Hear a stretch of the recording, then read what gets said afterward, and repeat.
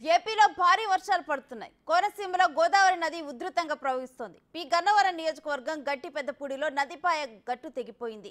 అంబేద్కర్ కోనసీమ జిల్లాలో క్రమంగా వరద పెరుగుతోంది. విశిష్ట, వైనతేయ, గౌతమి, వృద్ధ గౌతమి నదులకు వరద ఉధృతి పెరుగుతోంది. గంటపెద్దపూడి, బురుగులంక, అరికలవారిపాలెం, పెదలంక 4 గ్రామాలకు రాకపోకలు నిలిచిపోయాయి.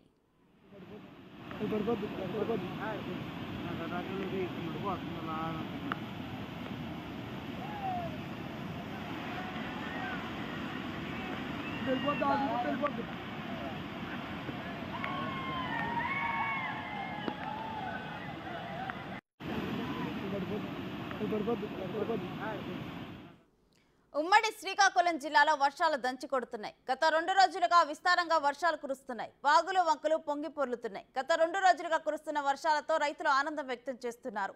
ఎడతెరిపి లేని వర్షాలతో రైతులు వరి నాట్లు వేసుకునేందుకు సిద్ధమవుతున్నారు. కొన్ని చోట్ల నారుమడ్లు వర్షపు నీరుతో పూర్తిగా నిండిపోయాయి. మరోవైపు నగరంలో రోడ్లన్నీ జలమయమయ్యాయి.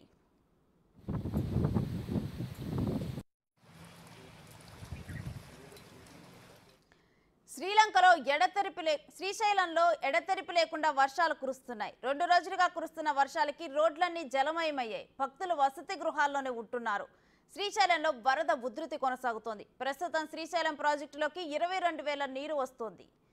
7,000 క్యూసెక్కుల నీటిని విడుదల చేస్తున్నారు అధికారులు. ప్రస్తుతం ఆలయంలో నీటి మట్టం 806 అడుగులకు చేరుకుంది. కుడిగట్టు జల విద్యుత్ కేంద్రంలో విద్యుత్ ఉత్పత్తిని నిలిపివేశారు అధికారులు. ఎడమ జల విద్యుత్ కేంద్రంలో విద్యుత్ ఉత్పత్తిని చేస్తున్నారు అధికారులు.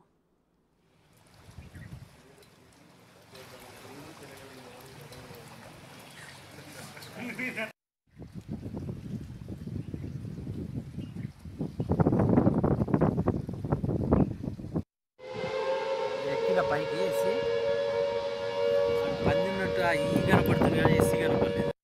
తాడేసుకుంటే